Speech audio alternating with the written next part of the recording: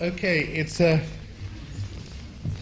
very great pleasure to welcome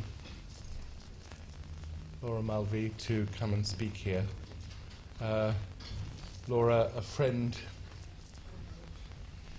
what used to be called comrade and colleague, who works at the BFI and at the graduate school to which the AA is a component part, the London Consortium, is going to be giving a course here this term in the diploma courses, and is going to introduce it this evening by speaking about animating the inanimate, death and the stillness in the moving image.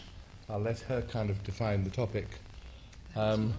She is, of course, probably England, is England indeed the world's leading feminist kind of cinema theorist and experimental filmmaker. And it's a great pleasure to have her here this term to teach, and especially this evening to give this paper. Laura, thank you. Thanks, Mark.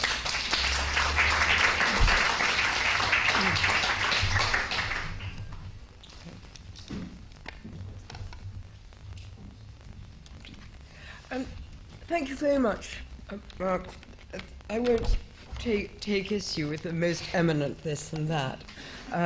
I'll just let it go for the time being. Now, I wanted to introduce this talk by saying that the topics I'm covering here cover ideas that I've been dealing with in my own mind and also in various talks and seminars for the last couple of years. I can see Michael Newman sitting over there, and I gave a talk at the Slade a couple of years ago, and I think from there there'll be various kinds of resonances in what I'm saying tonight. So this ground isn't necessarily absolutely new, but I'm in the process of reformulating it and trying to get the ideas into perspective. And for that reason, I'm also very grateful to Mark for having invited me to do the series of seminars here at the Architectural Association, which will give me the opportunity for working some of these ideas, topics, concepts through a little bit more thoroughly. Now, the talk this evening I've called Animating the Inanimate, Death and Stillness in the Moving Image. And that's the main theme I'm going to be addressing, trying to bring together ideas that come from film theory and psychoanalytic theory, and particularly questions of the death drive in Freud's Beyond the Pleasure Principle and the uncanny in his essay on the uncanny. But first of all, I just want to make a few points about the present moment in time and the way in which the topics that I'm addressing this evening seem to me to come out of a generally perceived sense of crisis of the cinema. As everybody knows, the cinema celebrated its 100th birthday a couple of years ago, in 1995 to be precise, and we also have a sense that, like the rest of us, the cinema is hurrying fast towards the millennium.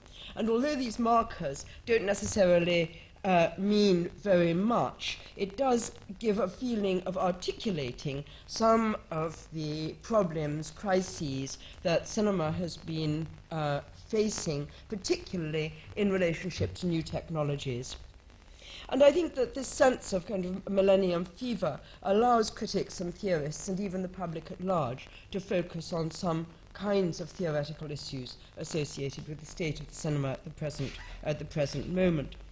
And tonight I want to think about, for instance, the cinema's new relationship with electronic and digital technologies, and how these new technologies might alter its aesthetics, and in fact, how do the multiple forms of exhibition and consumption, which was one time restricted to going to the cinema proper, sitting in the dark and looking at the screen, how do these affect our concept of cinematic spectatorship? And I want to emphasize here that these are questions of technology rather than aesthetics, and it's been very unfashionable for some time to think about technology in the context of aesthetics, and there was always the danger of falling into the famous pitfall of technological determinism. To a certain extent, I think that an emphasis on technology is probably necessary at the moment. At least temporarily. It seems to me that it's so difficult with the headlong rush of technological change that my particular medium, the cinema, is undergoing at the time, that perhaps those old anxieties about technological determinism should be grasped or put aside or faced up to. And one should try and approach the issue of technology, but I'll try and do that this evening in relationship to both aesthetics, film theory, and to questions of the human psyche and spectatorship.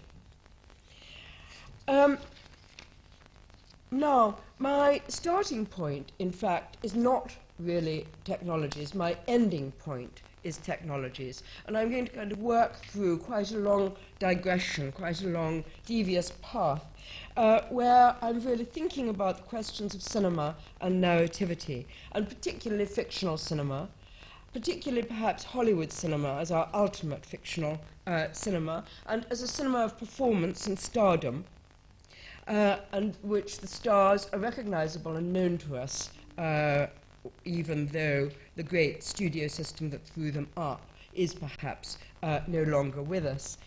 But I want to start with a kind of image that's been going through my mind while I've been thinking about preparing this presentation, which is to think of cinema suspended rather uneasily between two stools.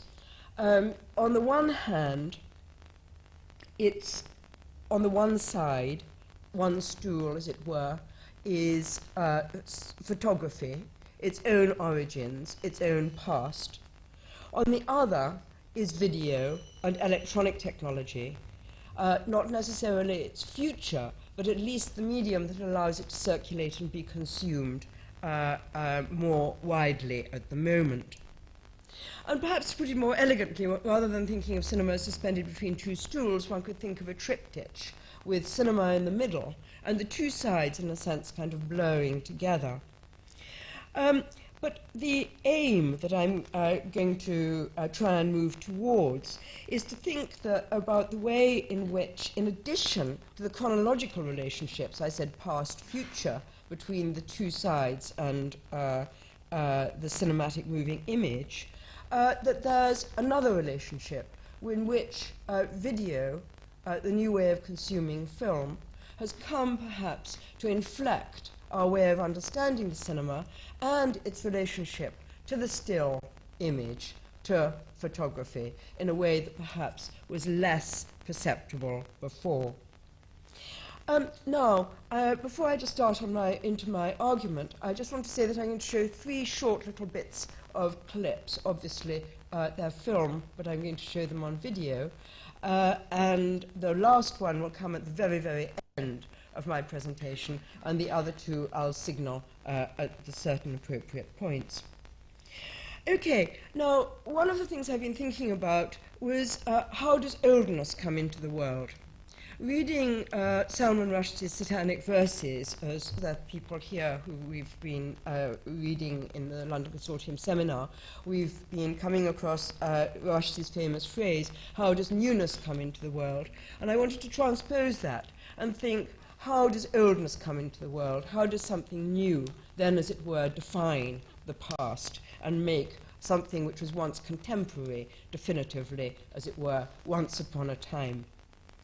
And how does the new then make visible an oldness? And that's one of the themes that I'm coming back to. Now, I'm going to start with the topic of movement and stillness, how movement comes to stillness, how stillness comes to movement. And I'm going to use two quite different starting points here. First, the question of stillness and movement in relationship to film itself, the cinema as such, and then in narrative in storytelling. Now, everybody knows that the cinema consists of a series of still frames in sequence on a strip of celluloid. And everybody knows that when the actions are filmed and then projected at give or take 24 frames per second, they give the spectating eye the illusion of natural movement. And this paradox lies at the heart of the points that I'm going to raise tonight, and also in many of the debates about the ontology of cinema. So this very obvious and very banal point about stillness and movement is key to the ideas that I'm going to bring here. So on the one hand, we have the sense that the whole excitement of the movies, what people love about the movies, is like an extended chain reaction out of this initial moment of animation coming to the stillness of the still frame.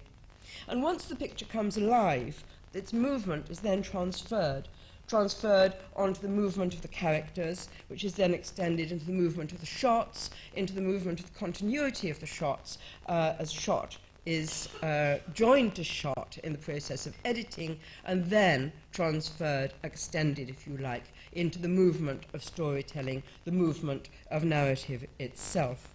So here we have a pattern in which the structure of narrative, the chain movement of narrative, as it were, merges with and superimposes itself on the movement of cinema.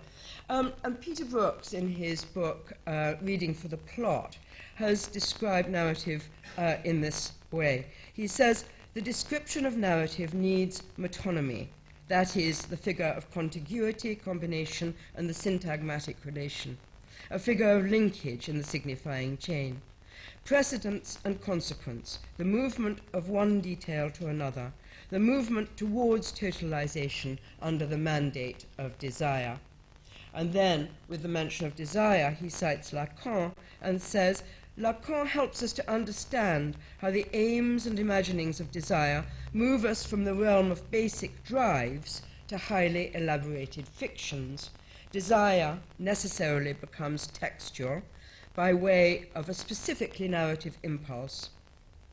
Since desire is metonymy, a forward drive of the signifying chain, an insistence on meaning towards the occulted objects of desire. All that really means is that desire means, as it were, a movement across, towards, which also can be the motor force of narrative itself. Now, this metonymy of narrative as a chain and the movement of narrative desire can also then dovetail with the movement of the cinema. A theorist of early cinema, André Gaudreau, has argued that cinema has a double level of narrativity, that of the scene recorded in a single shot, and that which is then imposed on the combination of the shots. And he says these two levels of narrativity correspond to the two levels of mobility, which is the cinema's characteristic. The mobility of the subjects represented, made possible by the sequence of photographs, that is, the animation of the inanimate frames, and the movement of the spatio-temporal segments, made possible by the sequence of shots. Now, I think there's an important difference between the movement of narrative and the movement that's specific to cinematic narrative. In a way, cinema, because of its essential stillness, its dependence on the frame, is, as a storytelling medium, rather vulnerable, if you like, to the problem of its immobility, its possible kind of collapse, with the revealing of its material base, of the stillness that lies underneath it. So that although it merges with the drive and the movement of narrative, there is perhaps the possibility that this essential stillness might disrupt, erupt, and break the movement. So stillness, we could say, is the hidden secret of fictional cinema. It's a repressed, it represents a trouble, a difficulty, and a difficulty which the film theorists have dealt with in different kinds of ways, which I'll return to later. Now, I'm not going to really deal with the question of the avant-garde here in this presentation, but of course, various movements of avant-garde cinema have precisely valued the stillness of the cinema and the stillness of the frame, precisely to disrupt that kind of movement that we associate with it so kind of easily and pleasurably. But I'd just like to quote Peter Kubelka, Viennese experimental filmmaker, who said in an interview with Jonas Mekas, "The cinema is not movement. The cinema is a projection of stills in a quick rhythm which gives you the illusion of movement. This is only a special case." But of course, for most people, this special case is actually the way in which they primarily, almost usually, experience cinema. For most people, the cinema is the movies. And for this sense of the excitement of the movies, the eruption of stillness is anathema. Now, I want to move on now just to the question of this tension, extend the question of the tension between stillness and movement out of that of the cinema into that of narrative itself. I've been emphasizing the dynamic of narrative, its drive, its movement forward, but it's also possible to see narrative or to think about narrative, as many narratologists have done, also in terms of a tension between the still, stasis, the static, and movement. So, as a quick example, in traditional folk tales, we might see 2 points of stasis at beginning and end, rendered literally by the home which the hero leaves at the beginning and the home in which he ends with the story's closure. One, the departure from the parental house, and the other, the establishment of his own potentially parental house at the end. And between these 2 points of stasis, is of course the road, the journey, the phase of movement during which he undergoes transformation from an insignificant person into a hero. And very often, this rite of passage, as it's known, form of storytelling, ends with a final stasis which has to move through the death of a ritualistic death of a villain. But what I'm more interested in here this evening is the way in which a final stasis, the end of the story, might come to end with a death not of the villain, but of the hero protagonist. Now, I want to go back to Peter Brooks again, who's used Freud's concept of the death drive, Freud's essay Beyond the Pleasure Principle of 1920, Peter Brooks has used this essay in order to try and illuminate the drive of narrative. And Brooks is considering the way in which narrative ending not only carries with it the silence and stillness associated with death, but this death-like property of the end, the endingness, of which he says, the more we inquire into the problem of ends, that is, narrative ends, the more it seems to compel an inquiry into its relation to the human end. And Freud has argued that all the organic instincts are conservative, historically acquired, and tend towards the restoration of the state of earlier things, that is, of the inorganic. And this concept echoes the pattern of narrative structure in which the beginning and end balance each other as a phase of stasis, in which the initial moment of stasis is then repeated with a difference at the end. And Brooks says, in between these 2 moments of quiescence, plot itself stands as a kind of divergence, a postponement in the discharge that leads back to the inanimate. And he points out the importance of repetition as narrative delay. And of course we can all think of examples of repetition like 3 wishes, 3 encounters on the road, the way in which repetition is one of the key motifs of folk tales. And so here we have the presence of the compulsion to repeat, which is one of Freud's key ideas in Beyond the Pleasure Principle, there in narrative structure.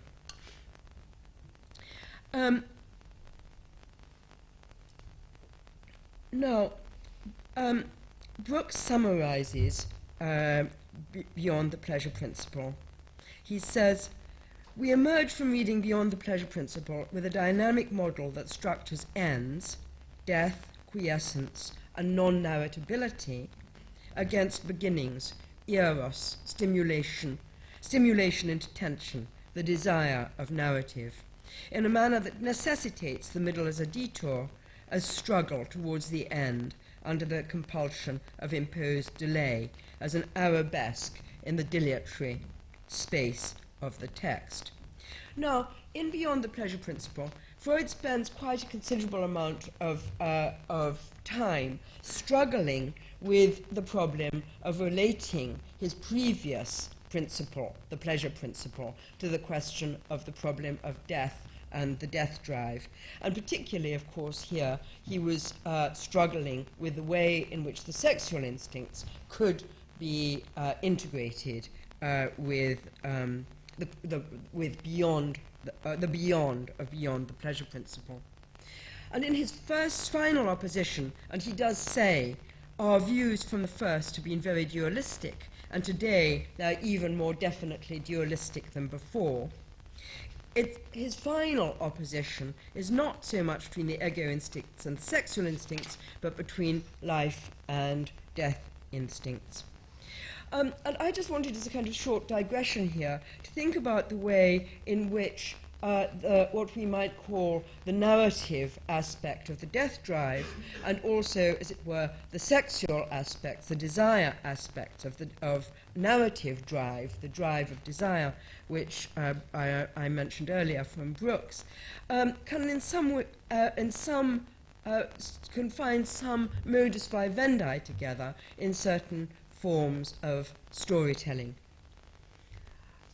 Do you want to go sit down? Yes, are you all right? Yes. Now, in most popular American movies, in most Hollywood movies, you see a perpetuation of what I think of as the folk tale type of narrative structure. That is, the folk tale which ends with the happy conclusion of the hero's journey, ending with marriage, or what Vladimir Prop called function wedding, and is usually kind of realized in popular mythology, if not in actual fact, with the final kiss on the screen between the hero and heroine, signaling, as it were, this return to stasis. And it was only actually with the appearance of some darker genres in Hollywood, gangster pictures, film noir, working outside the law, that Hollywood came to find a use for the ending, the coming of stasis, ending with death.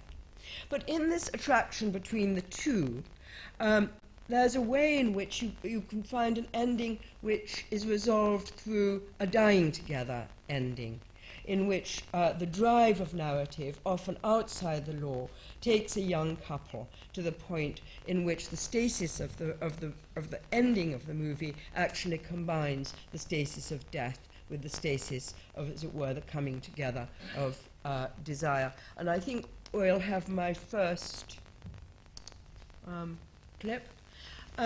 This is one of everybody, I think, here will be able to think of their own favorite dying together movies. Oh, sorry. Can you wait just for a sec? Yeah. This, I just wanted to introduce it. This one comes from the King Vidor 1946 movie, Duel in the Sun. And I think it's a kind of very kind of essential example of this kind of ending. The image won't be very good, but I hope you'll get the idea.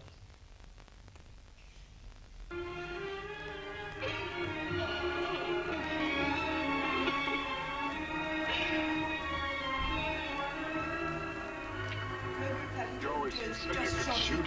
I believed you. I love you. love you. Oh, don't cry, honey. Don't cry. I had to do it, Lou. I had to do it. Of course you did. Let me hold you. Just hold me. Hold me once more. Little bobcat.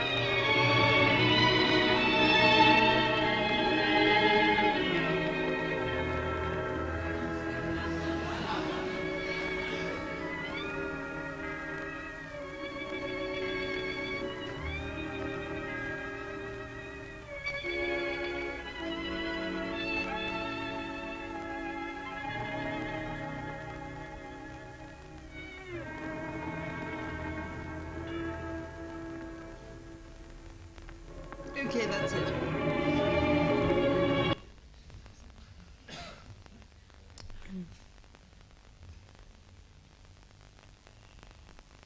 As I say, I'm sure everybody can think of their own movies which end like that, but I just wanted to mention the recent film by Takeshi Kitano, Hana B, which also ends with a dying, which is a drive movie, which also ends with a dying together theme, which is also realized perhaps in its stillness with the dance that the little girl performs on the beach just before Kitano kills his wife and then himself. And then again, I don't want to go on too long with these digressions, but I think it's also perhaps interesting to think about another kind of favorite genre of Hollywood, which has also been diffused in general in cinema, which of course is the road movie, and the way in which we might think of the motor car itself, as it were, a kind of emblem of modernity and an emblem of speed and excitement, which came into existence, as it were, almost alongside and in alliance with the cinema. And the way in which the motor car can almost act like an image of the activation or of the narrative, which then, as it were, follows the linearity of the road, leading, as it were, towards a final point of death, which could be a crash, but very often is realized in some other way. Again, to think of a recent film in which the question of this relationship between the drive and death and final stillness and stasis is Abbas Kiarostami's Taste of Cherry, where he realizes the stasis of the end before the little coda to the movie comes in with the move to complete blackness, where the cinema is plunged into a blackness which is almost longer than the audience knows how to read, how to interpret, and how to tolerate. But I think, just to advance my argument into the next phase, I thought I'd mention the way in which the motor car and the death drive and the logic of the ending appear in Thelma and Louise, where the two of them drive out into the chasm, whatever it is. And at the moment when their car is in space, of course, the screen freezes and the film resolves itself with a freeze frame. And with this, I think, we get we get an example of the way in which the cinema uses the theme of death and the theme of ending quite often to realize itself with the still frame which has been its repressed during the process of the movement of the film through the process of narrative drive. So I'm going to use this moment of kind of introducing the freeze frame as ending to come back to the question of stillness and movement in the cinema as such. Now, I think this conflict between stillness and movement is also a question of time, of temporalities, of different time frames. Like the photograph, the still frame of the photogram belongs to the moment of registration, the moment when the camera took and caught the image in front of it, when it was inscribed onto the photosensitive material by bouncing light through the lens, etc., etc. And this, of course, is the indexical aspect of the cinema which it shares with photography. But then the cinema, in its narrativity, needs to assert a present tense, a nowness, which overwhelms and overcomes the thenness of the still photograph. Cinema, as we all know, has great difficulty with time. Its tense seems to be endlessly unwinding, and we can all think of the rather clumsy devices of calendar leaves falling off and flashbacks and so on, which signal the way in which the cinema tries to deal with time. It's difficult for the cinema to be able to kind of articulate that there-ness and then-ness which is there with the still photograph. Jean Epstein, avant-garde filmmaker and film theorist of the mid-20s, argues in his concept of photogenie that the cinema's essence is in its mobility. Only the mobile aspect of things and beings and souls can be photogenic. But he also draws attention to this double temporality. On screen, we re-see what the cinema has already seen. And the irony here, of course, is that in my context now, that this mobile aspect of things can only be recorded and made mobile again in the process of reduction back to the stillness of the still frames with the spaces between them. Now I want to show you my second little clip, which comes from a film made by Epstein's Soviet contemporary, Dziga Vertov. I'm going to do a little introduction again, I'm sorry. Can I just have a moment? This is Vertov's most famous, best-known film, which I'm sure people here will probably be familiar with, called Man with a Movie Camera, a film about the filming of everyday life in Moscow. And the little bit that I'm going to show you comes where Vertov freezes the image and then takes us into a kind of consciousness of precisely that aspect of the cinema that I've been trying to emphasize, its stillness and its material presence as a sequence of frames. And I think Vertov here is trying to make us aware of the way in which film as raw material has to be translated through the process of editing, finding a new meaning and finding value added, as it were. But at the same time, my interest in the sequence is that one is to get the sensation of what happens to the cinematic continuum when it's broken by the sudden stillness of the photogram. Okay.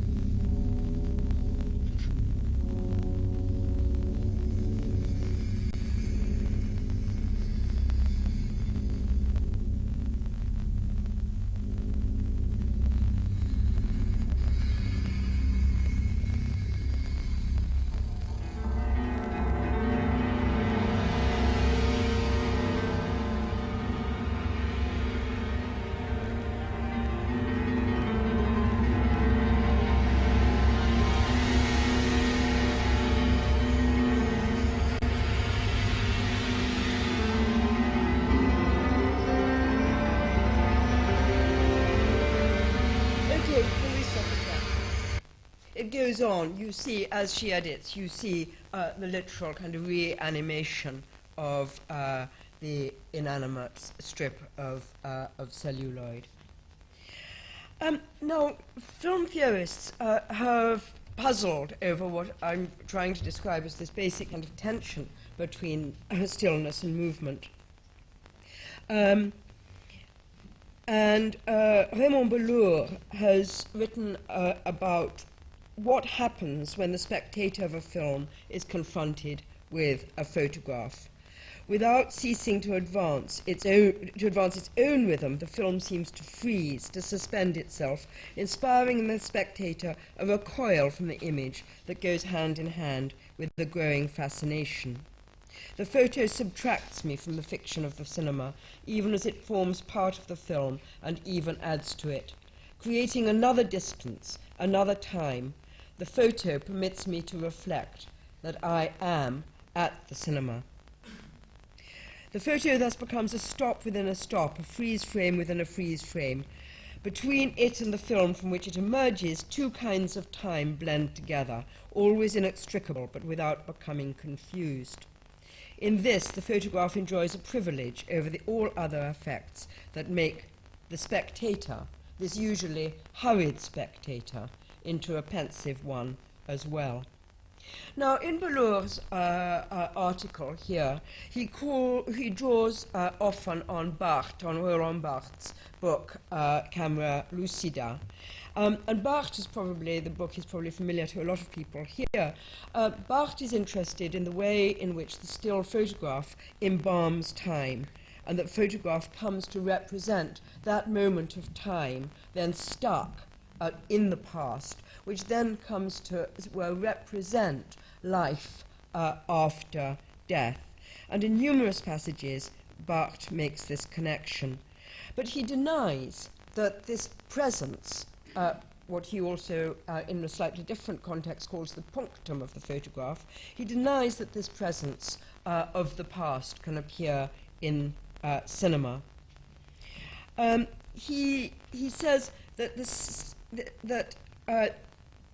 kind of presence of the past and the punctum is disguised by the temporality of the movement of the film itself, but also he says that fiction domesticates the image, that strangeness of the presence of the past gets lost under the insistence of fiction. Christian Metz, another very important film theorist, says that the immobility and silence of the still photograph has the connotation of death, but that essentially disappears in the moving image. The two sides are brought together by Garrett Stewart, who asks, does photographic stasis within film inevitably reinforce the power of motion in the screened pictures, or can it sometimes dynamite and atomize that illusion of movement? Doesn't the held image remind us that the stillness of photography, its halt and its hush, and is never entirely shaken loose by the sequential movement in and as film, but merely lost to our notice? If and when this founding stillness is called to view, may it not be understood as a sign of death? And he argues that when the eruption of stillness appears, even if it's a still photograph appearing within the fiction of the film, as Bellour is reflecting on the presence of still photographs in the Offals film Letter from an Unknown Woman, there, he says, always there's an element of narrativization.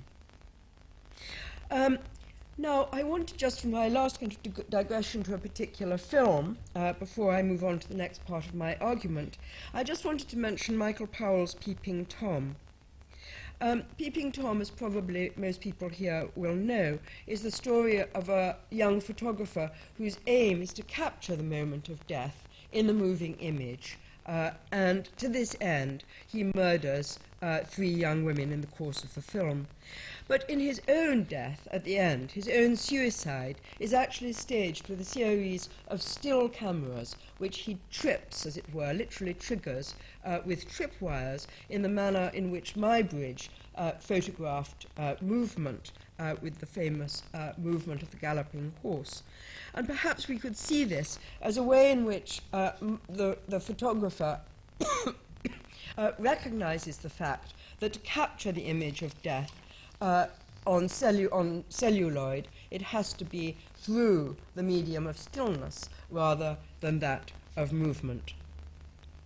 And it's a return, as Freud would say, to the old state of things, the initial state from which the living entity has at one or time or other departed. So there's a way in which this moment of Peeping Tom's ending with the still image is like a reference back to its own proto-existence before coming to its own life in the still photograph. Now, I just want to move on to the question of the uncanny. Freud actually wrote the essay The Uncanny a year before he wrote Beyond the Pleasure Principle. So The Uncanny dates from 1919, and Beyond the Pleasure Principle, obviously very much written in the aftermath of the trauma of the First World War in 1920. And whereas Beyond the Pleasure Principle is perhaps an ultimately frustrated but very serious attempt to think through the problems of instinctual life and mental life, The Uncanny is a much more inconsequential, almost, series of reflections on cultural phenomena. But The Uncanny is also concerned with relations between the living and the dead, the organic and the inorganic, the animate and the inanimate. But here, Freud is interested really in a matter of human perception of things rather than in the structure of the human mind. Freud's essay draws directly on a 1906 essay by Ernst Jentsch, who published on this topic, trying to analyze the sense of uncanniness. And in his article, he emphasizes the way in which uncanniness emerges from an apparent blurring of boundaries between the animate and the inanimate, particularly in its representation of the human body. And he cites particularly waxworks, living size representations of the human body in exact detail. He says this peculiar effect, that is uncanniness, makes its appearance even more clearly when imitations of the human form not only reach one's perception, but when on top of everything else they appear to be united with certain bodily functions.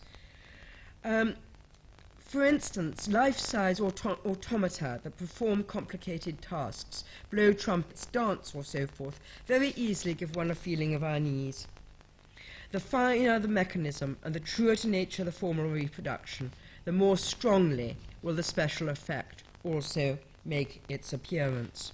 And he goes on to comment on E.T.A. Hoffmann's famous story, The Sandman, which of course Freud then picks up and discusses at length in his uncanny essay. But Jentsch unfolds his argument. He discusses the way in which inorganic objects can suddenly take on anthropomorphic features, and how this phenomenon can then condense with belief in ghosts, animistic spirits, and so on, which all, to his mind, belong to a category which throws the mind into a state of intellectual uncertainty. And he points out the way in which Freud, in his extension of Jentsch's essay, points out the particular intellectual uncertainty with which the human mind, he says even the most scientific of human minds, faces, or rather fails to face, death. Now, I want to try and set up another series of homologies that are relevant to the cinema here. If in the cinema we see the literal transformation of the human body into an inorganic replica, which is stilled, preserved as a series of static images, which then, once projected, become animated to create the illusion of the living actions that were once recorded by the camera, performed in front of the camera. And in keeping with the double temporality that I mentioned earlier, there's another doubling. The recording of the inanimate on celluloid and the illusion of life recreated on the cinema screen, and the homologies then extend: inorganic, inanimate, still, dead, and organic, animate, moving, alive. And when blurred, these boundaries start to affect each other with uncanniness. Of course, the cinema has struggled hard to create its own uncanniness and to avoid this particular effect that I'm trying to draw attention to here. But a sudden sense of the uncanny, a perception of the screen image as a perfectly preserved death mask, or as Bazin or Barthes would say, a Veronica, can suddenly happen incidentally, almost accidentally, and half glimpsed with perhaps a gesture, a close-up of a favourite star who's now long dead. Now, from a theoretical point of view, it's here that the specific nature of the photograph, its temporality, its indexicality, has been debated. Now, André Bazin saw a particular continuum from the photograph into the cinema. He said, "The film is no longer content to preserve the object enshrouded, as it were, in the instant, as the bodies of insects are preserved intact out of the distant past in amber. Now, for the first time, the image of things is also the image of their durations, change, mummified, as it were." Now,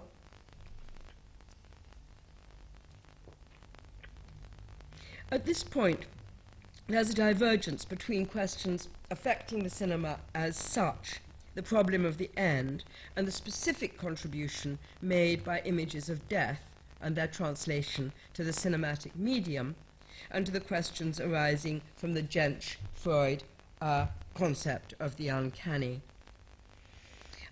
Freud deals with a number of other issues in the uncanny, but it's really the aspect of it that I want to concentrate on here is the way that he extends Jensch's idea about the uncanniness, particularly of the animated, realistic live figure. And he mentions the automaton. And here we get, with the figure of the automaton, the question of mechanization, the technical perfection of the image, and its similarity to and difference from the human body. And Annette Michelson takes up this line of thought and argues out of a book by Villiers-D'Isle-Adam about a fictional Edison who creates the most beautiful automaton ever to be the love of his friend. And Michelson uses this image of the beautiful automaton created by Edison at the dawn of the cinema to argue that the beautiful mechanical woman is, as she puts it, the phantasmatical ground of the cinema itself. And she argues that there's a direct link between this fantasy of the beautiful automaton and the beautiful women in the Méliès magic films, where they're subject to, transformed, made to live, die, change shape. Michelson argues that this is not woman as an object of cinematic iconography, but the female body in an ultimate phantasmatic mode of representation in the cinema. Now, I want to make a jump from this idea of the beautiful automaton, perhaps kind of slightly arbitrarily, to the figure of the perfect female star, especially as stylized, perfected, and modeled by Hollywood in its great days of perfecting the cinematic spectacle.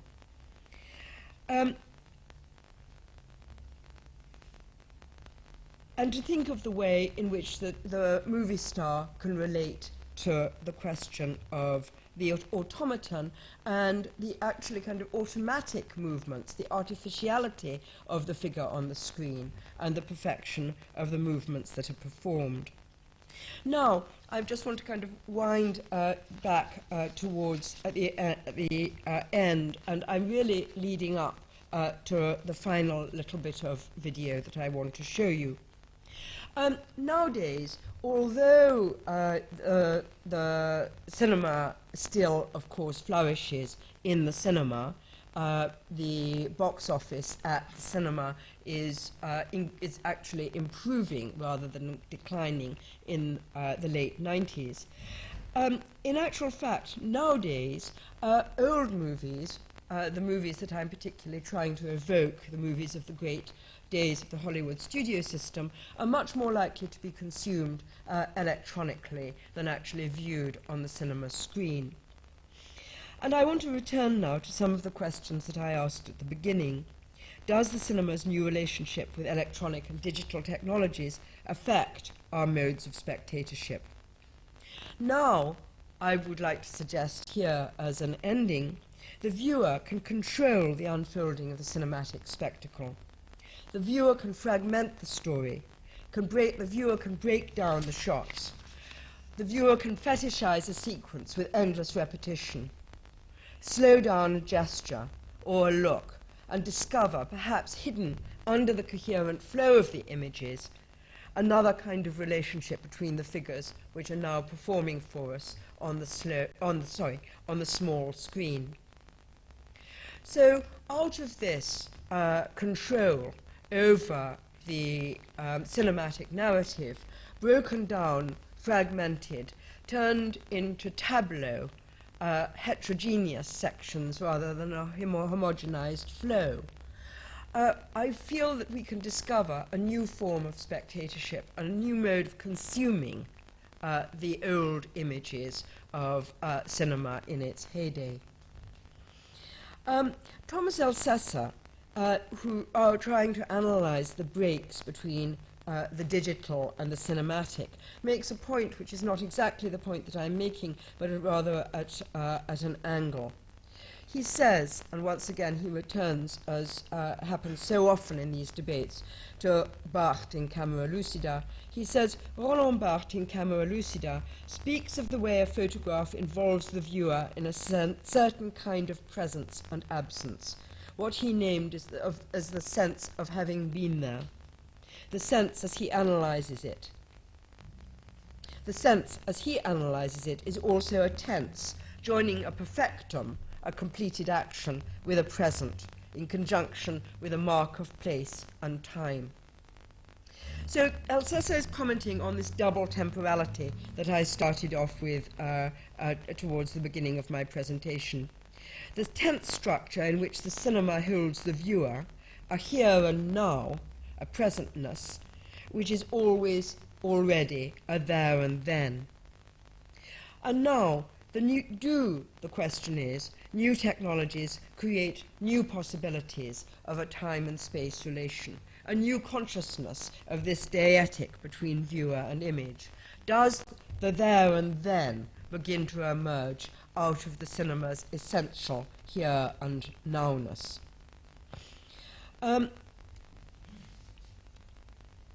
Barthes, in insisting that the cinema can have no presence, no punctum, no there and thenness, he says, do I add images to the movies? I think not. I don't have time.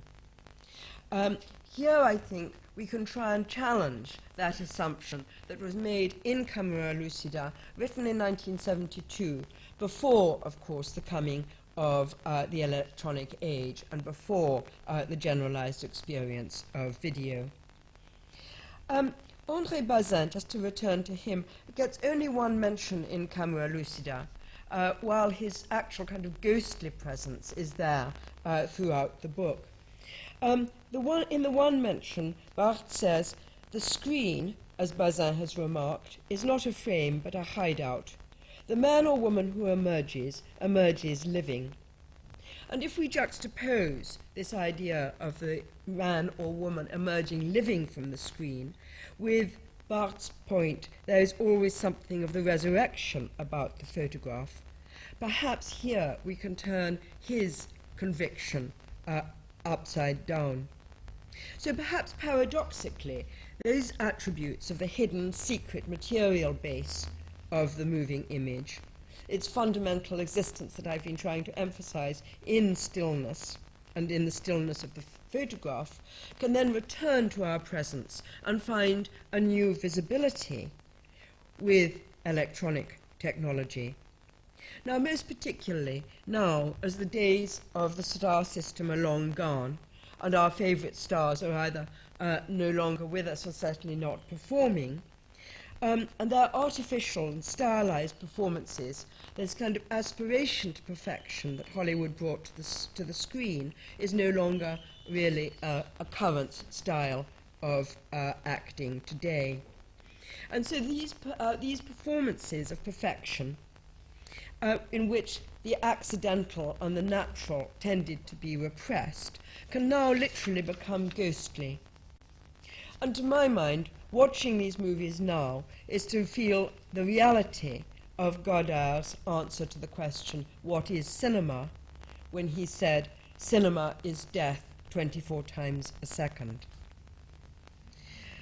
And in this way, I would argue that the triptych, photography, cinema, video, allows the consumption of cinema through the video medium in a way that can bring out an awareness not only of the stillness of the image, but its relationship to the Veronica, the death mask, its ability to reanimate the inanimate. And now I'll just show you a last little piece which I've taken.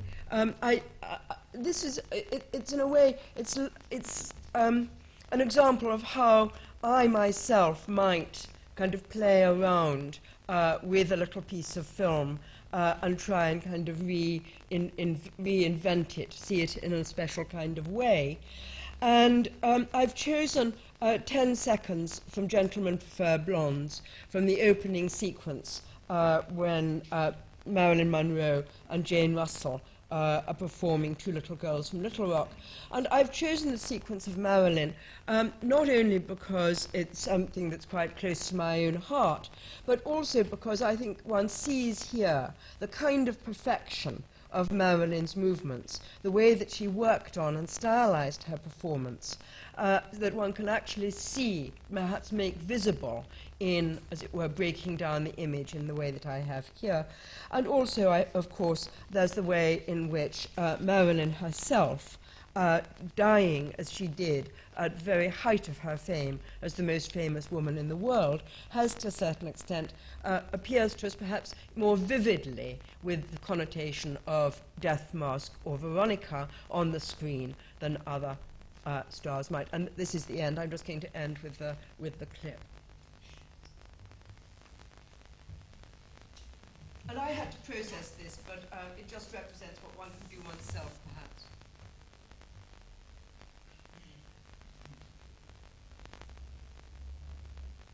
I hope it's there. There's nothing happening.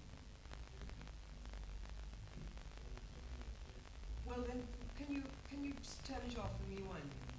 In case there's only...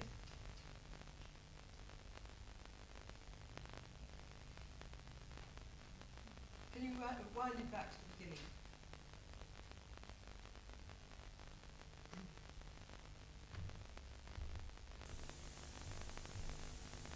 Have you got it back to the beginning? What? I learned an awful lot in Little Rock. And here's some advice I'd like to share. I learned an awful lot in Little Rock. And here's some advice I'd like to share. I learned an awful lot in Little Rock.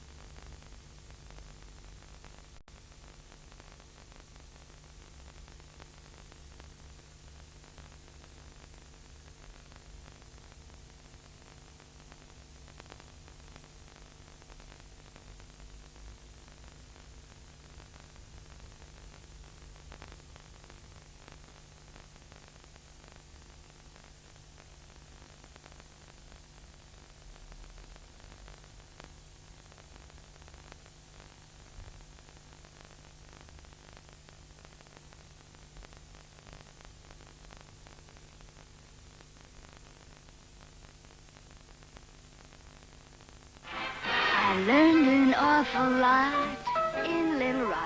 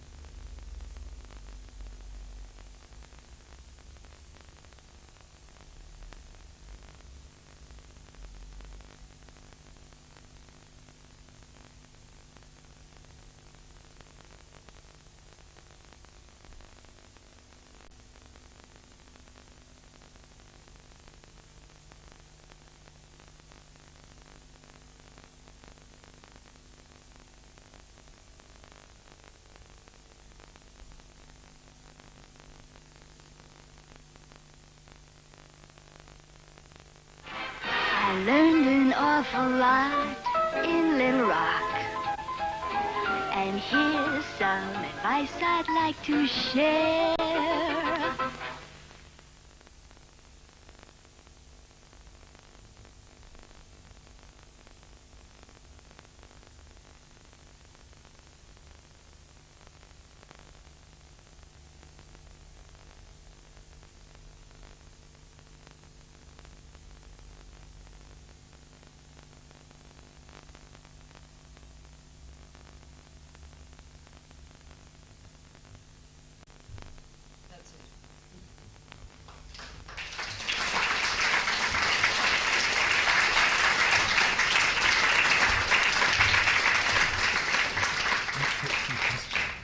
Well, if anyone has anything to say. Yes, if you have anything to say.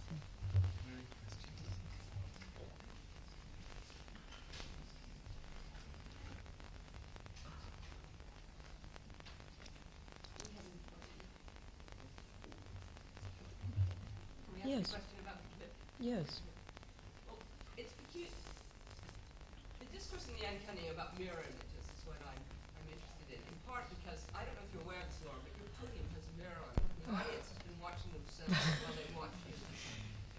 At least the audience, it's all oriented this way in the most complicated and strange way all the way through your talk. Because of course it's very distracting to see oneself and one doesn't recognize oneself, as Freud pointed out when he saw his own image in the mirror in the railway compartment in the uncanny at all. But when I saw the two women together and thought, why she picked this? First of all, I thought because you were going to say something about adjusting your bra strap in the image where she sort of recovers her shoulder, and whether that was indeed an inadvertent detail that, like punctum, that stands out from the simplicity of the move. But then there's the extraordinary mirroring that the women do in their chorus row doubling of each other, and they're doubled by costume. And at one point, Jane Russell turns around in that strange way, which is both very homoerotic to me, and yet Freud would say repetition, death-driven, a worry. So why did you do that? Why did I choose that bit? Yes. And slow down those particular sets of details. Well, I did choose the adjusting of the shoulder strap because it was the phony punctum. It was the stylized punctum. It's what you might have thought was a punctum, but actually it's been choreographed into a completely artificial dance. And so I thought that was strangely moving, precisely because it is choreographed and artificial. And it's something that's obviously meant to evoke Marilyn. But also I chose that section because Marilyn had this way of posing, of achieving a kind of stillness that made it easier for me to kind of translate it and make the point with that pose that she throws at the end when she looks straight out of the camera and across into the audience, which is in a sense the kind of Marilyn pose that we know from her still photographs. So it brought the connection between the still photograph and the moving image, to my mind at any rate, and reminded me as well of, oh goodness, now I've had a mental lapse. What's the name of the photographer who took a lot of, the woman who took a lot of photographs? Eve Arnold, thanks, Bob. Eve Arnold tells the story about how she'd been photographing Marilyn, and when she came out, a lot of photographers were there, and one of them stopped her and said, "What's it like to photograph Marilyn?" And she says something like, "I pushed him aside and went on my way, but the question persisted, what was it like to photograph her?" And she says something, all you had to do was put up the photograph and Marilyn would find the pose. And it was rather like seeing the image appearing in the developing liquid. All you had to do was give her time and Marilyn would make the photograph appear. And there's it's a kind of almost kind of sense of her magical relationship to photosensitive material. And I felt that there was something of that. This is, again, my imagination and my relationship to this little sequence, which I think is probably there for anybody to elaborate on in any way they like. I mean, the mirroring and the doubling is much more important in other moments of the sequence when Jane Russell and Marilyn really are kind of mirrored alike and different. But I do think that moment when Jane Russell does look round and look straight out at the camera also is it's probably more of a punctum moment because actually the camera is focused primarily on Marilyn during those 10 seconds. Naomi.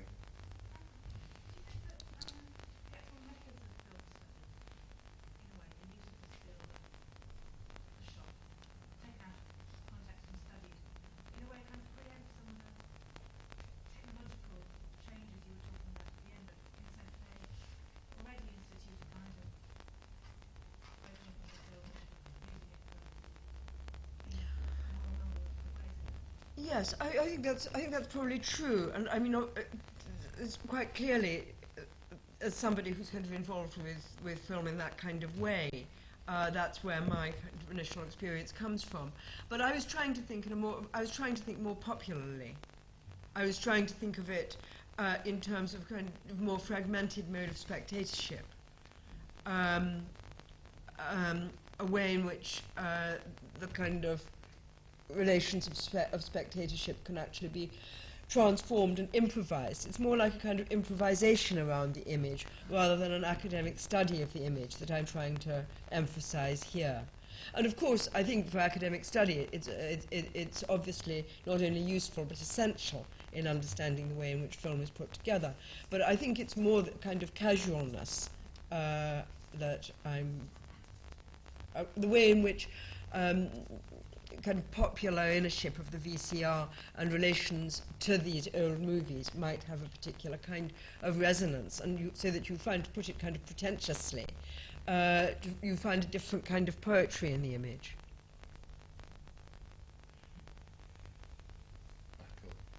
I'd like to ask you about the sort of two levels of loss that we seem to be talking about. On the one hand, there's the deathliness of the still, of the photograph as the still in the film. But when it's frozen in video, it's also marked by the loss of indexicality in an electronic medium. So the loss of precisely the experience of loss, in a sense, of the still photograph that perhaps makes you more aware of it. I just wondered exactly. Yes. No, I did. I mean, I'd thought about that, but I actually think that even though it is translated into an electronic medium, the indexicality is still there. I mean, even though a translation's taken place, it is no longer celluloid. That's absolutely true. And it isn't like, as it were, the direct encounter with the celluloid image, which is part of the kind of spectacular wonderfulness of the cinema. It's, in that sense, a diminished experience. But on the other hand, I think that sense of presence is there. And what I was trying to argue is that paradoxically, ironically, however you might like to put it, that it is the electronic that brings out the indexical. I mean, that's the paradox, to put it kind of in a nutshell. That's really all I was saying. But then if one could also perhaps make a contrast in that a photograph in which the image that it originally contained has disappeared is still an indexical trace of what it's a photograph of, which you wouldn't in fact,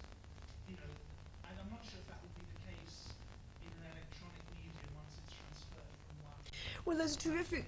I mean, I'm not quite sure if I follow that, because I'm certainly thinking. I'm certainly only thinking about images which were once upon a time indexical, and that trace of indexicality is still there.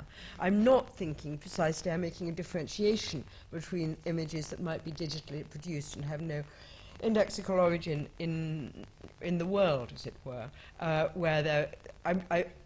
What I'm trying to draw attention to here is actually a performance that was literally caught and rendered by celluloid, but that rendering, because of the various things that I've been talking about, I don't want to start my presentation over again from scratch. But I think it comes out more clearly. But I might have just not quite followed your point, Michael.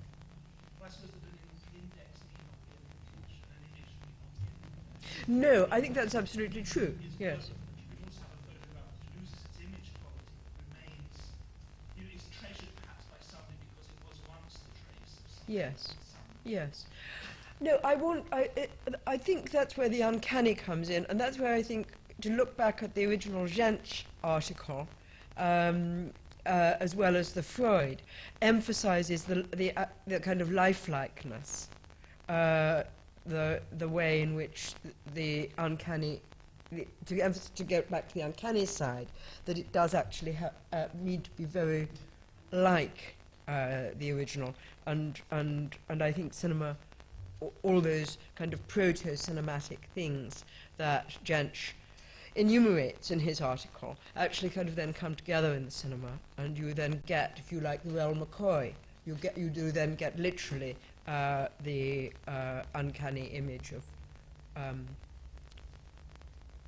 but I think it's the human body here that's particularly key, not, as it were, indexes of other kinds of images, but it's particularly the human body, I think. I'm sorry, I didn't hear.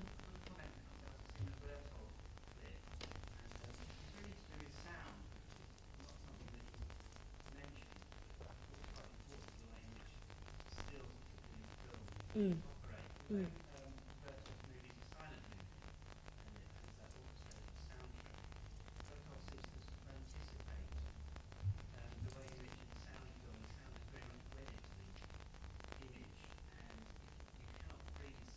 Mm. That's absolutely true, yes. Mm. Stops. Mm.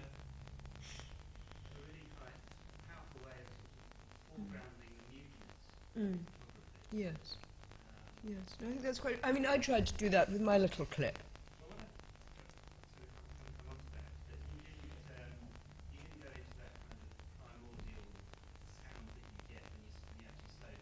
No. Mm. Mm.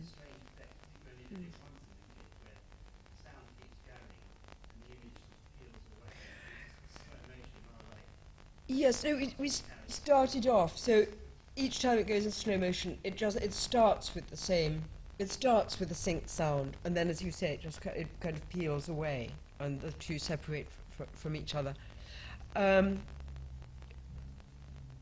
I mean, I did it very quickly. I didn't think about all the kind of ins and outs of it, but I definitely didn't want to keep that kind of strange sound that comes from slowing it down. Because, I mean, one of the things that happens, you have to, you know, when you slow something down and it's not quite right, it can look ridiculous. And I certainly didn't want to make that effect. I wanted to kind of make an effect that was more poignant rather than ridiculous. And so that was one of the reasons why I left the sound out.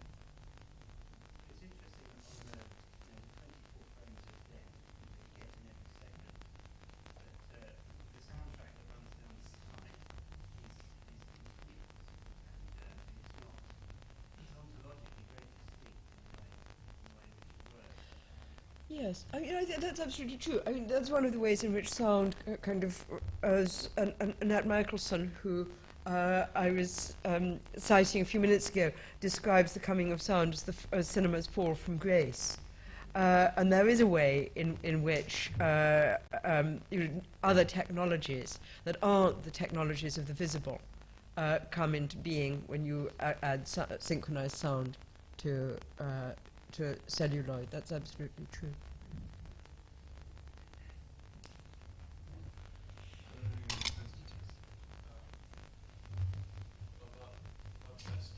I'm sorry? Mm-hmm. At the beginning, when you introduced the topic of technology, I was expecting something very different. Because generally, when critics or theorists talk about the image in relation to technology, what they bring to light is the proliferation of images.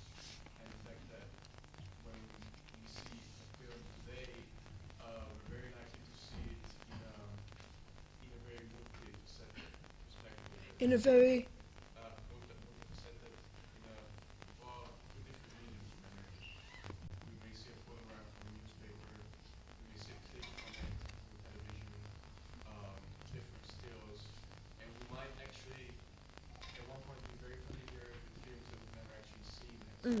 yes. And as well as the TV, we're very likely to see a movie and prepare dinner at the same time. So really, I would say that, funnily enough, when you say what we might choose to do through technology is to actually slow down the image, looking at individual photograms and come to some in-depth analysis, I would say that more distant point of view, what technology does to us is to fast forward the image. Can I think about that? I think I'll think about that. Perhaps that's a point. Yes. So technology fasts forward rather than slows down. Yeah. Yes. Okay. I think it just decreases your attention span. Mm. Is that what Thank you. Okay, sorry, there's one more here.